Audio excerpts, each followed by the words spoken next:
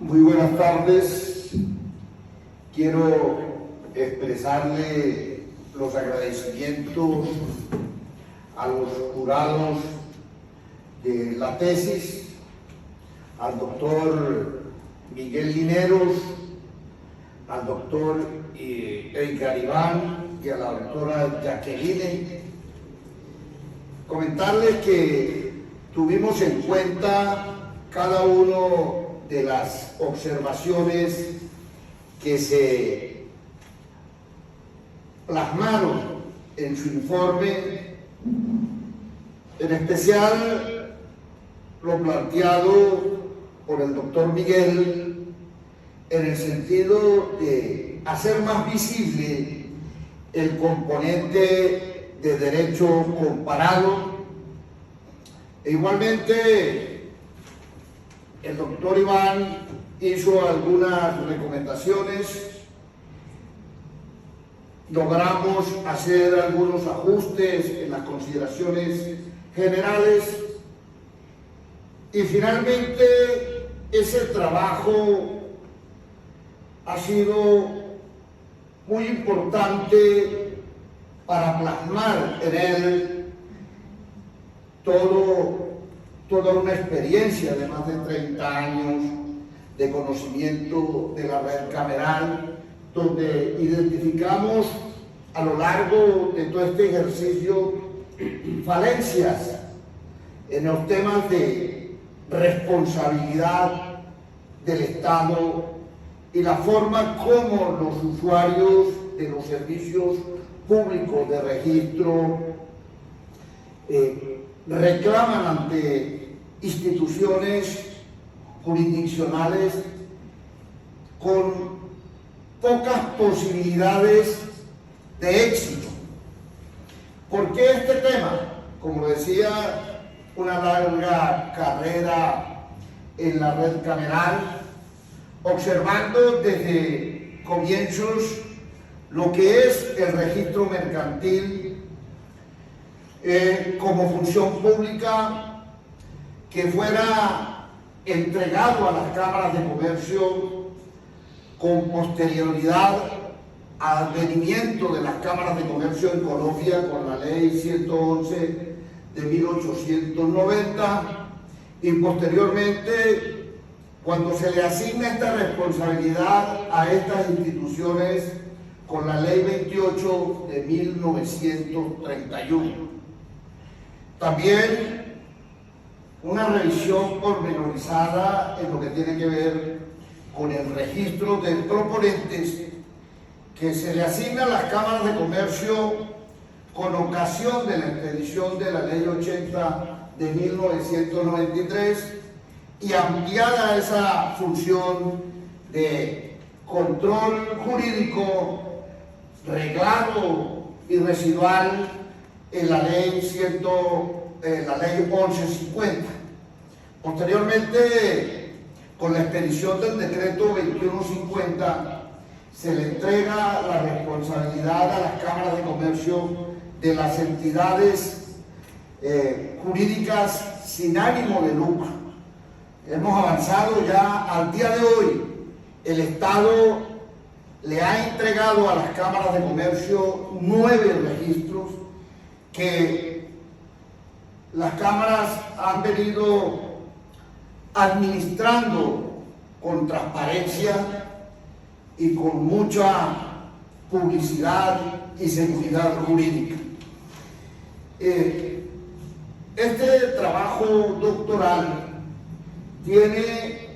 una gran importancia en el tema del derecho comparado. La universidad nos permitió hacer un ejercicio en la Universidad Complutense de Madrid, posteriormente en la Universidad de Bolonia, donde el doctor Carlos Ariel nos acompañara,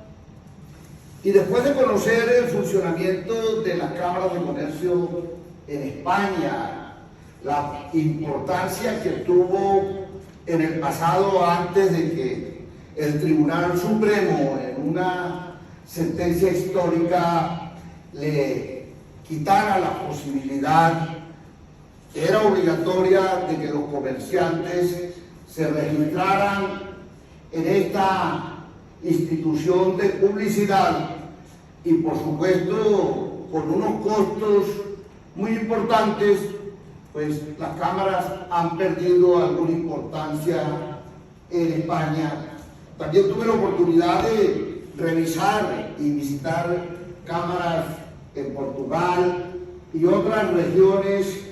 de Europa, al igual que México y Argentina. Creo que esta oportunidad que la universidad me brindó es única y que trato de aprovecharla al máximo. Tengo que confesarles que quizás José Luis Julón es el funcionario de mayor antigüedad en la red cameral en Colombia, con las posibilidades de pertenecer inclusive en varias oportunidades a la junta directiva de Confecámaras, que lidera las 57 cámaras de comercio en el país. Importante el ejercicio que se hizo en todo este documento, primero abordando de una forma muy contundente todo el tema de responsabilidad del Estado,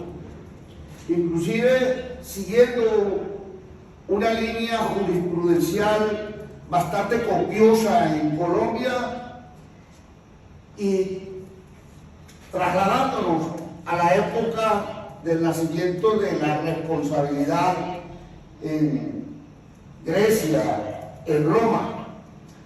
y revisando el tema de cómo nace la responsabilidad en el mundo. Se hablaba de que el Estado era irresponsable, que solo los reyes tenían responsabilidad de rendirle cuenta a Dios y tenían total poder para tomar decisiones, inclusive afectando a sus conciudadanos, a sus gobernados. Posteriormente analizamos un cambio en esta conducta con el fallo Blanco,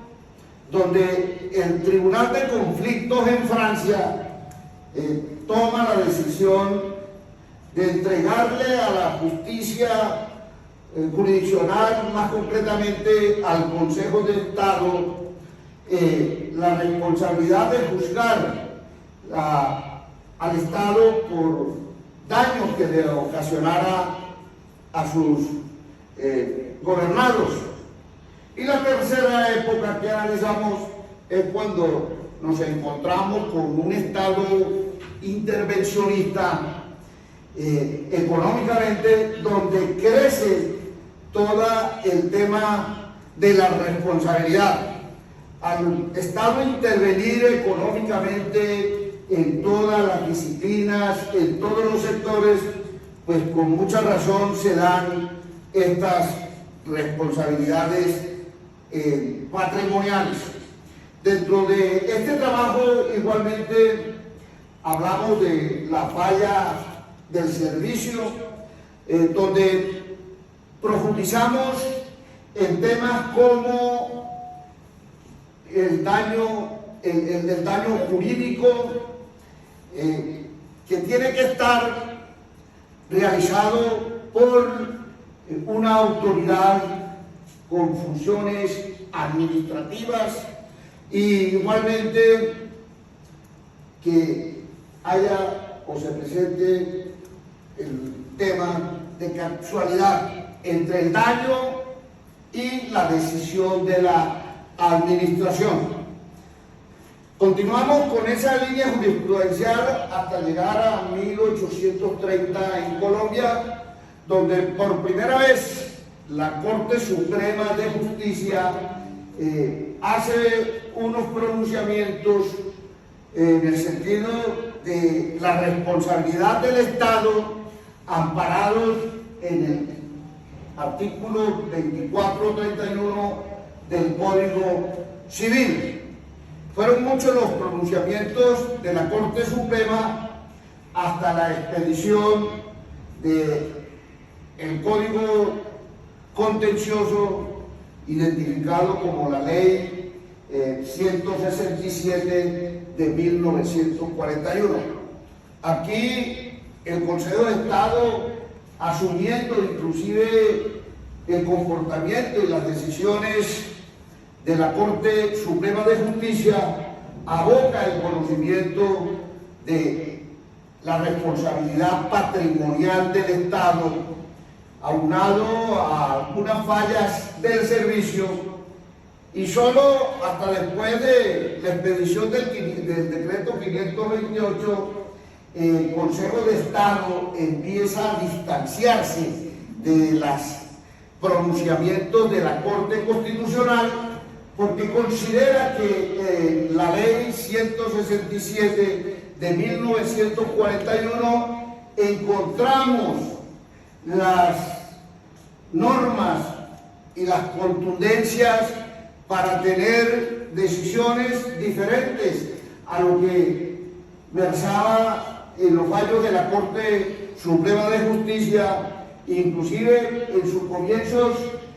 los pronunciamientos del Consejo de Estado, que lo hacía sobre las disposiciones del Código Civil, y es cuando asume ya una postura totalmente independiente. Igualmente, en este trabajo doctoral hicimos un análisis de todo lo que tiene que ver con el tema del comercio en el mundo, inclusive desde el siglo VII antes de Cristo, donde el comercio inició como una actividad muy generosa, logrando unir el tema mercantil, el tema del poder del monarca y el tema de la Iglesia a través de sus directores, y se convirtió el tema del comercio como una red de confianza en todo el mundo. Abordamos una obra muy importante de un escritor español, Antonio Cotado Espinosa, donde hace un análisis del comunismo mucho antes de Cristo, donde el comercio era visto como algo que generaba repudio y no era de honesto practicar la actividad mercantil, cosa que fue creciendo la inconformidad con el comercio. No obstante que mucho antes de la época que he señalado, Grecia abrazaba el comercio, lo veía que trabajar y hacer transacciones comerciales no era denigrante, inclusive en Roma para la época, pero con la llegada de San Juan Bautista, que se ideó la ideología del pobrismo, pues se atacó siempre el desarrollo de un comercio organizado, de un comercio que generara riqueza, de un comercio que pudiera hacer transacciones comerciales en toda Europa y Asia. Esta postura radical de San Juan Bautista en su época fue asumida por Jesucristo, quien detestaba el tema comercial. Inclusive hay un pasaje de la Biblia donde Jesucristo expulsa del templo a los mercaderes, y observamos, y aquí se hizo un análisis de este escritor español, donde pues Jesucristo siempre se rodeó de menesterosos, de necesitados, donde no era bien visto desarrollar actividades mercantiles. Ahí se hace en el trabajo un amplio capítulo con todas las referencias y cómo el comercio fue evolucionando en el mundo hasta lo que es hoy el comercio digital, el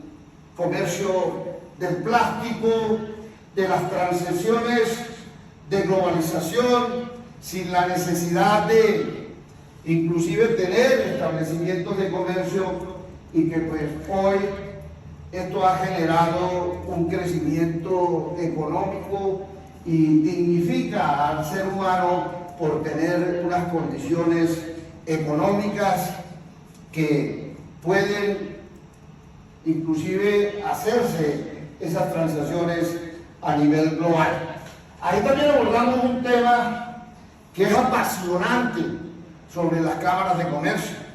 Las cámaras de comercio, como se conoce ampliamente, son instituciones de derecho privado que tienen una larga trayectoria. Inclusive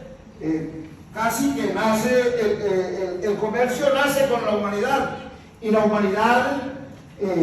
siempre buscó cómo organizar sus actividades. El tema de los artesanos, de los marineros, de los comerciantes, para defenderse de quienes estaban en la competencia con ellos.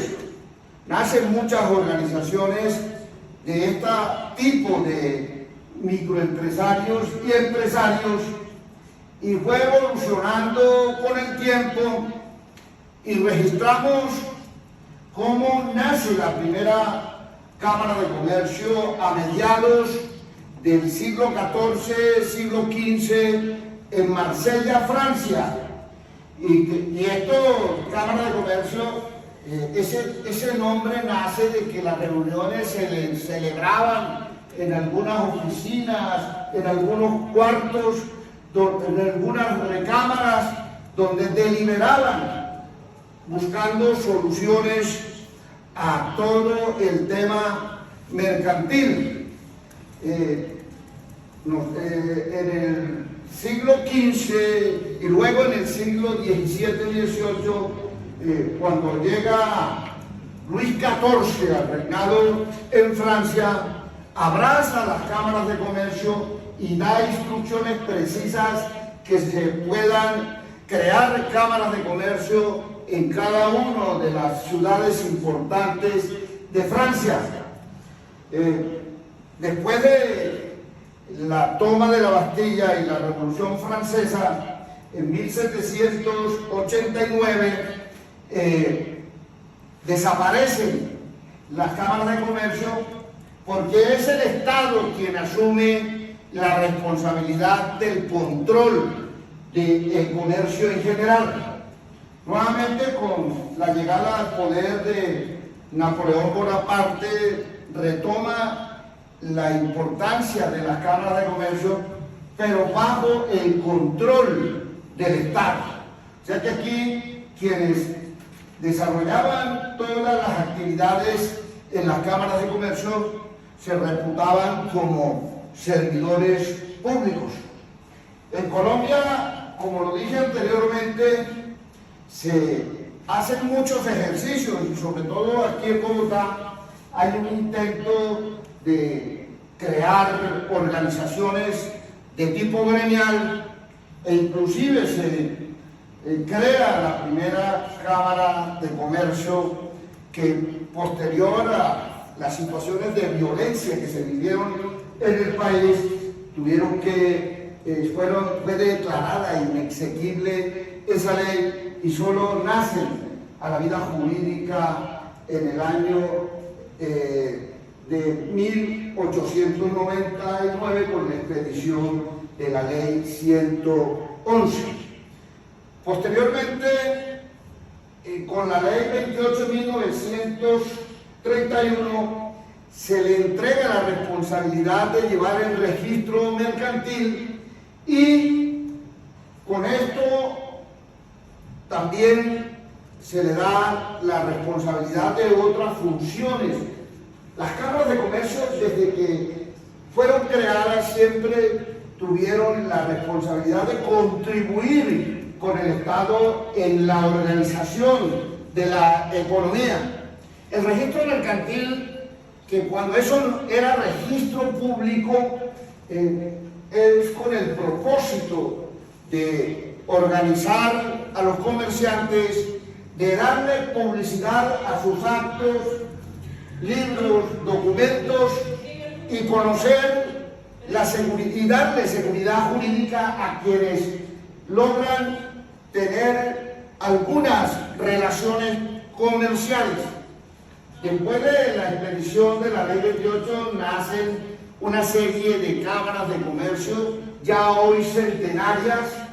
y se logra identificar el registro mercantil como una transferencia de funciones del Estado, funciones administrativas, que en vigencia de la ley de la Constitución de 1886 no había claridad frente al tema. Es más, la definición jurídica de las cámaras de comercio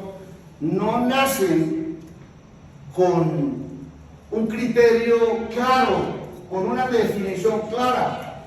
Todo esto fue un desarrollo jurisprudencial, reiterados pronunciamientos de la Corte Suprema de Justicia, del mismo Consejo de Estado, quien señaló que las cámaras de comercio no tenían la condición pública, sino que eran unas entidades privadas que contribuían con el Estado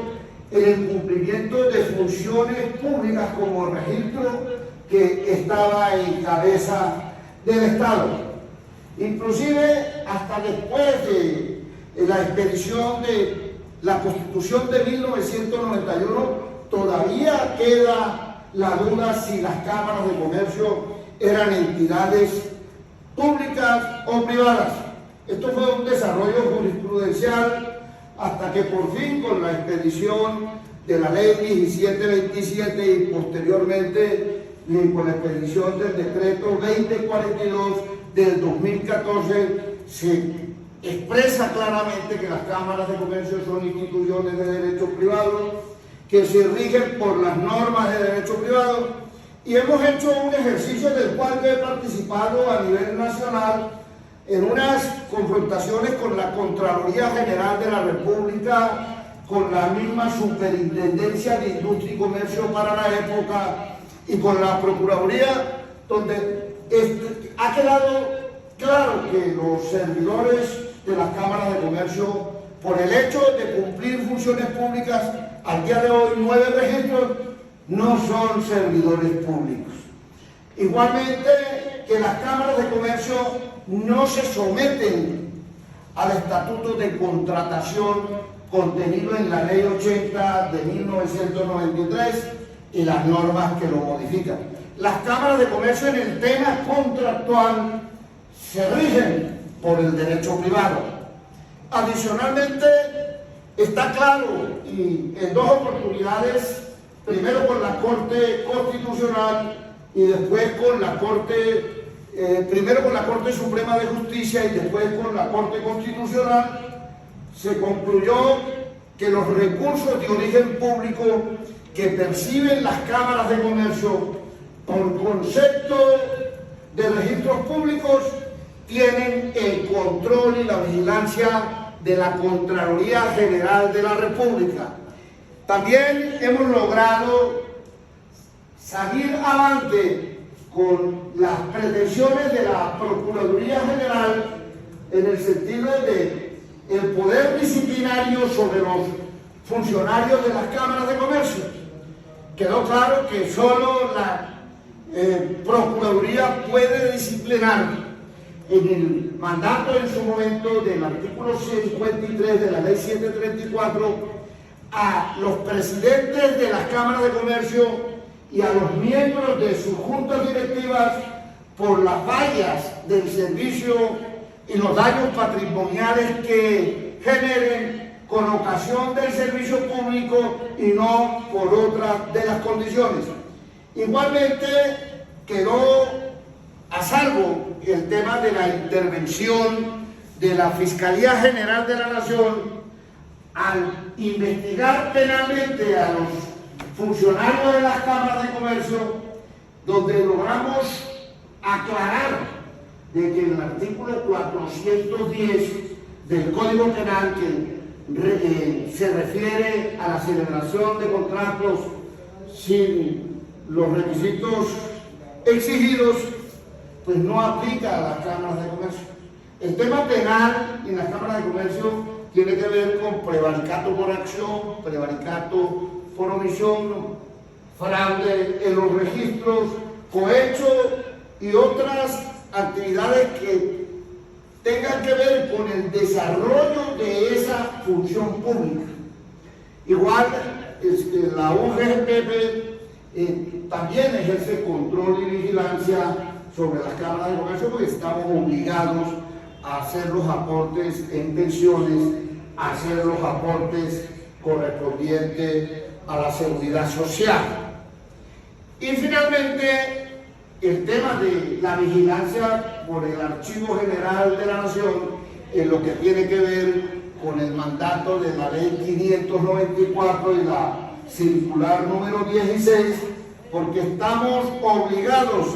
a todo el tema de gestión documental. Y esto para garantizarle a quienes hacen uso de los servicios públicos de las cámaras en los diferentes registros, que están a salvo la información que le entregan a las cámaras de comercio. Igualmente se analizó todo el proceso de gobernabilidad de las cámaras. Las cámaras de comercio se gobiernan por todos los comerciantes inscritos en el registro mercantil, pero con la condición de que tienen que ser afiliados. Ya la Corte Constitucional se pronunció sobre este tema en reiteradas demandas, donde se hablaba de que no era justo que una minoría fuera la que llevara el control y la gobernabilidad de las cámaras, cuando lo que tiene que ver a la obligatoriedad del registro mercantil, en lo que matrículas y renovaciones, no participaran en los procesos de elección de sus juntas directivas. Es importante señalar que el gobierno nacional tiene en las juntas directivas de las cámaras de comercio una tercera parte de sus miembros. Hoy inclusive hay una gran discusión con el gobierno nacional frente a este tema.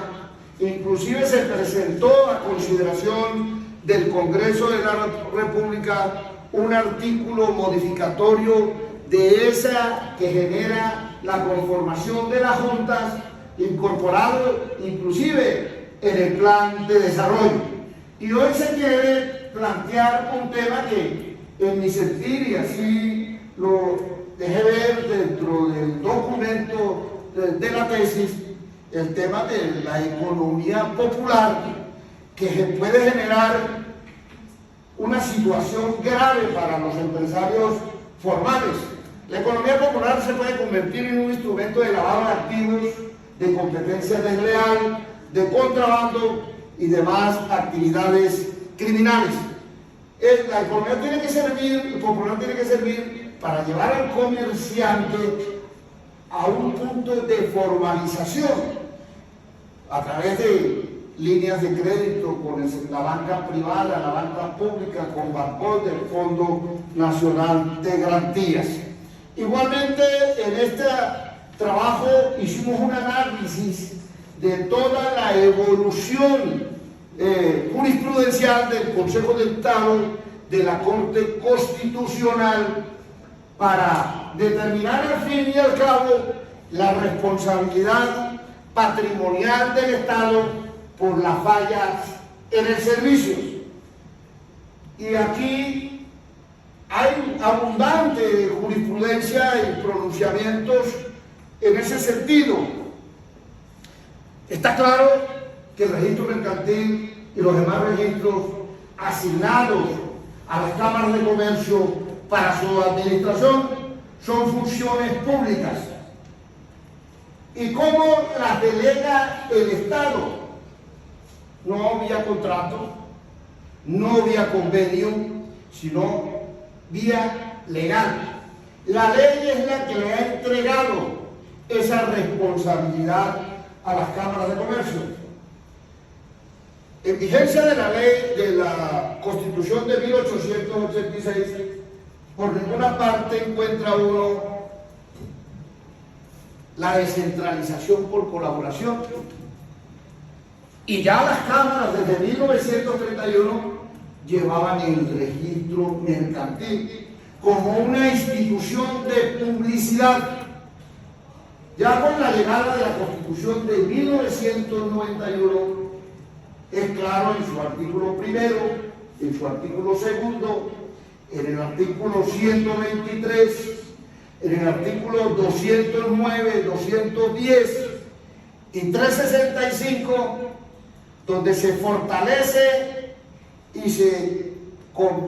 nos da la posibilidad de la descentralización por colaboración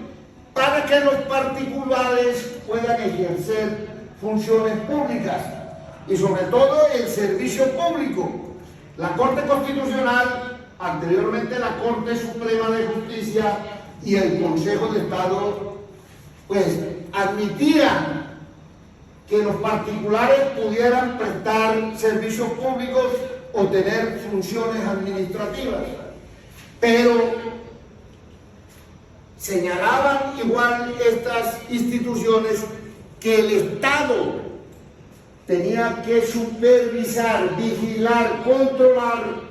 el cumplimiento de esta función, igualmente evitar de que se presentaran los detrimentos a los empresarios, o sea, la responsabilidad patrimonial por fallas del servicio. Y es así como desde tiempo inmemorial, ya con esta responsabilidad a partir de 1931, la vigilancia y la inspección, además del control, queda en cabeza de la Superintendencia de Industria y Comercio, anteriormente con otra denominación, hasta la expedición de la Ley de Emprendimiento, donde en su artículo 70 le entrega la responsabilidad de el control, vigilancia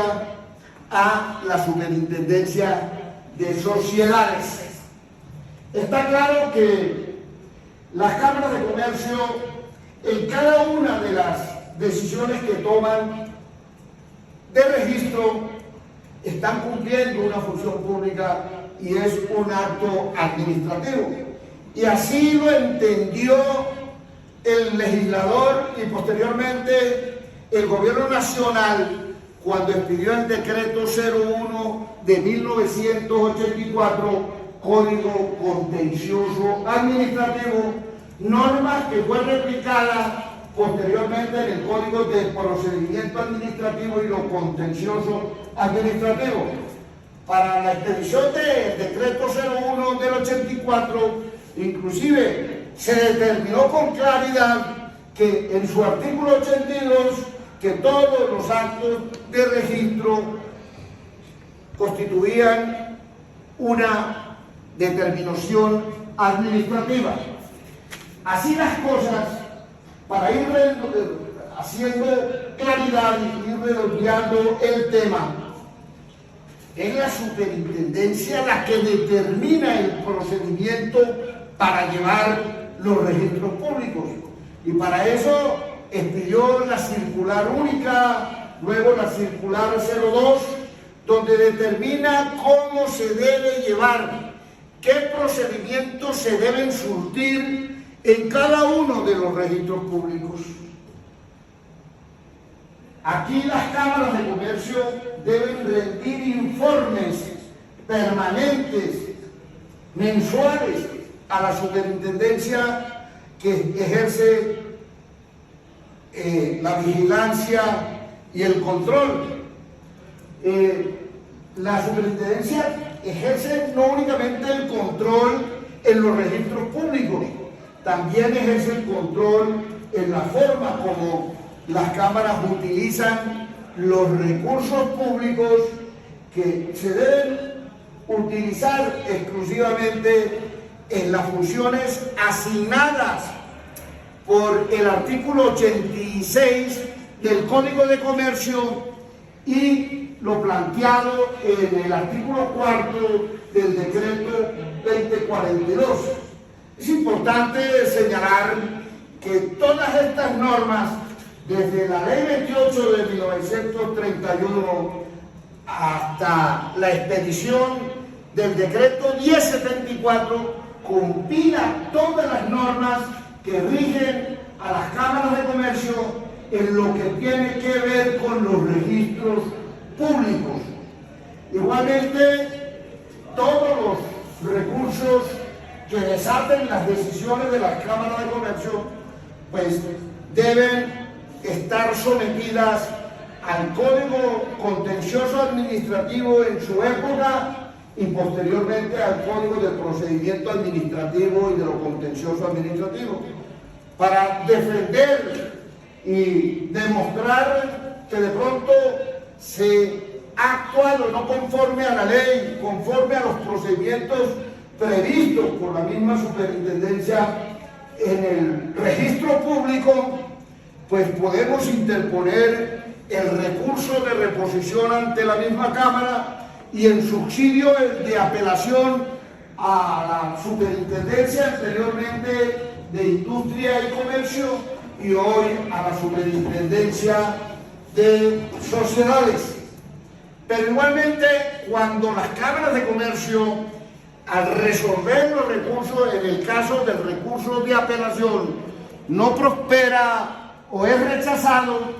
pues hay la posibilidad del recurso de queja ante la superintendencia de sociedades. Inclusive la superintendencia anteriormente de Industria y Comercio y hoy superintendencia de sociedades han reglamentado la forma y los requisitos mínimos que deben cumplir los interesados en defender sus pretensiones a través de los recursos y cuál es el procedimiento que debe surtir cada Cámara de Comercio hasta llegar a la segunda instancia. Tenemos que señalar que las decisiones de las cámaras de comercio requieren, para poder abrir la puerta de la jurisdicción contenciosa administrativa, se requiere el agotamiento del requisito de procedibilidad. Solo en un caso no existe, que es el registro de proponentes, que no tiene recurso de alzada, porque solamente se puede interponer ante esta inscripción el recurso de reposición donde hay una falla, porque dentro de la investigación que adelantamos, señalamos si al final, quien tiene la potestad de confirmar, modificar o cambiar la decisión de la Cámara de Comercio, revocándola, es la superintendencia que tiene el ejercicio de control y vigilancia sobre las cámaras de comercio. O sea, la última decisión es responsabilidad directa de una institución del Estado que representa en el cumplimiento de las funciones determinadas en el artículo 150 de la Constitución Nacional al presidente de la República, que la delega en una superintendencia, en este caso la superintendencia de sociedades. Es importante resaltar que estas superintendencias están bajo el control del Ministerio de Comercio, Industria y Turismo, están adscritas a ese ministerio. En el caso del registro de proponentes no hay recurso de alzada, entonces se podría decir que la responsabilidad por fallas del servicio y por el tema patrimonial quedaría exclusivamente en la Cámara de Comercio. Esto es una discusión que puede dar para otra tesis doctoral o para una tesis de una especialización en temas afines con los registros públicos. Ahora,